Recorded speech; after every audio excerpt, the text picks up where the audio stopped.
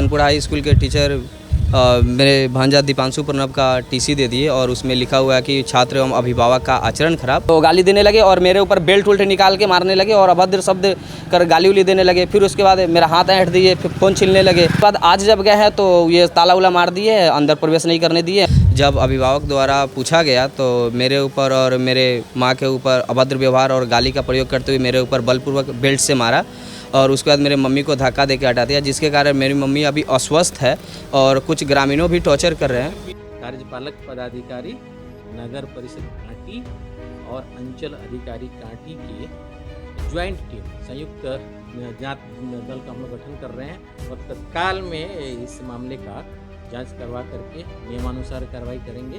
पंकज जी, आप बताइए, इस विभाग के आदेश पर कलेक्टर का आदेश है, जिला शिक्षा पदाधिकारी का आदेश है, किसके आदेश पर आप हमको रोक रहे हैं? और इस टीसी ला बच्चा को, अभी बच्चा का टीसी लाइए।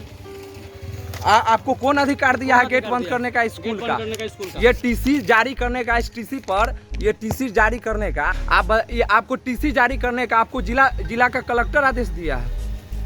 आपको जिला से प्रखंड शिक्षा पदाधिकारी आदेश दिया है। बताइए, बताइए ना। और भाग कहाँ रहे हो? भाग कहाँ रहे हैं?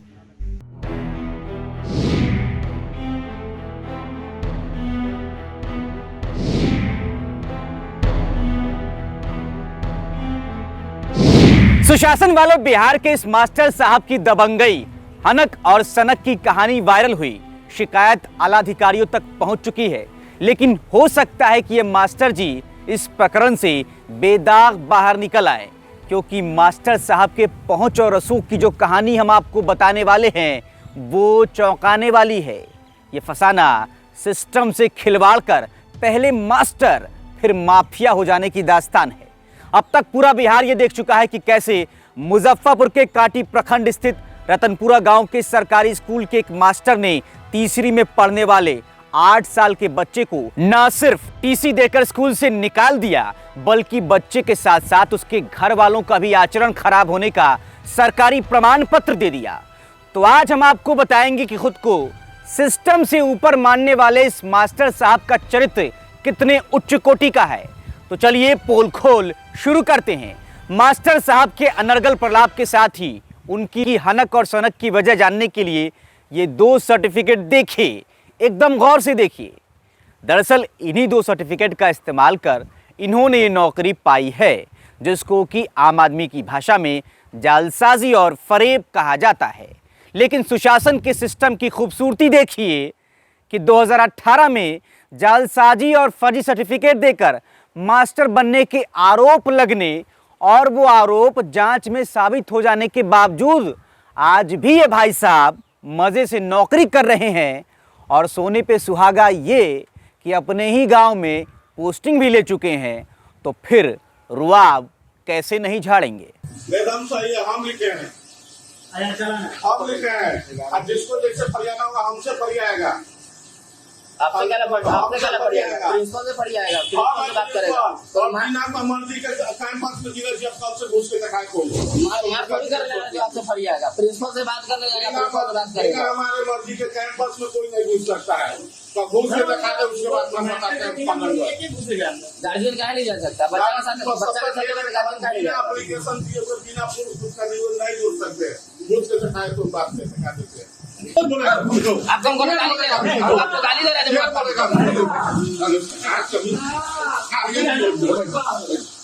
तो तो स्कूल में चालू बता इसका क्या मतलब है?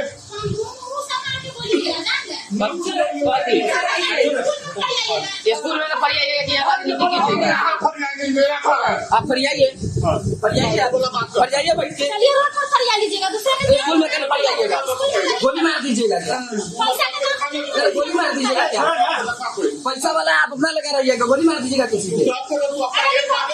तब तक दिखाएंगे हम आपको, तब तक दिखाएंगे।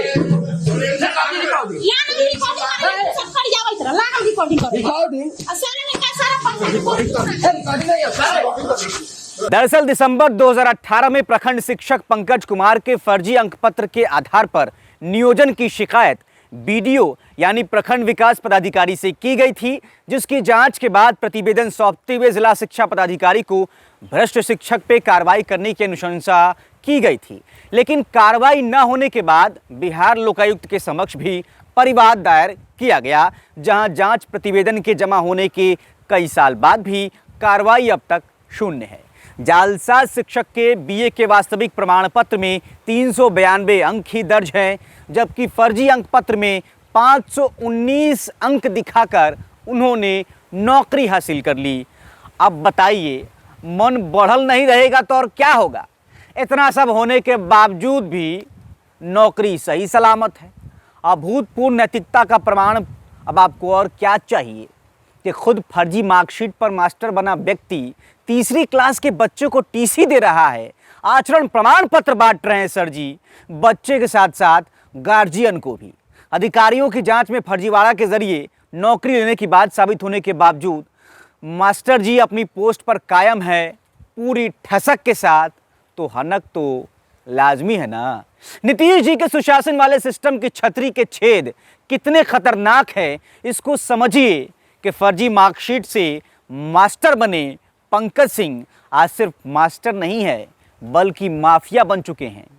हमारे विश्वस्त सूत्र बता रहे हैं कि सर जी के पास मिड डे मील के दाल चावल की भयंकर ठेकेदारी है।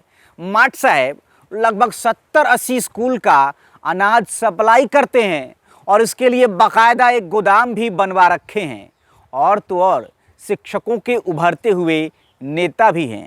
शिक्षकों से जुड़े किसी भी चुनाव में ज़िले के अंदर बड़ी ही सक्रिय भूमिका रहती है इनकी। कुल मिलाकर बिहार की शिक्षा व्यवस्था में बड़ा ही अतुलनीय और अद्भुत योगदान निभा रहे हैं कांटी के लाल ये मास्टर साहब।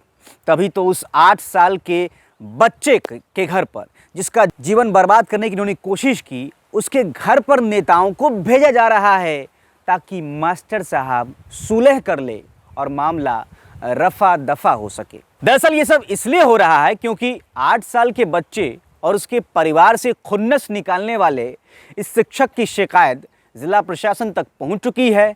एसडीएम वेस्ट ब्रजेश कुमार ने मामले की जांच के लिए कार्यपालक पदाधिकारी, नगर परिषद कांटी और अंचल अधिकारी की संयुक्त जांच टीम का गठन भी कर दिया है। अब देखना होगा फर्जी प्रमाण पत्र के आधार पर नौकरी लेकर दूसरों को आचरण प्रमाण पत्र बांटने वाले मास्टर साहब पर इस बार कोई कार्रवाई होती है या नहीं। तो सुशासन वाले बिहार की शिक्षा व्यवस्था का क्या हाल है, ये इन मास्टर साहब की कहानी से आपको समझ में आ ही गया होगा। इस वीडियो को यहीं पर, इस पोल खोल वाले वीडियो की यहीं पे इतिश्री करते हैं। लेकिन एक आपसे जो है राय आपकी जाननी चाहेंगे, क्या इस तरह की हम लोगों को सीरीज चलानी चाहिए?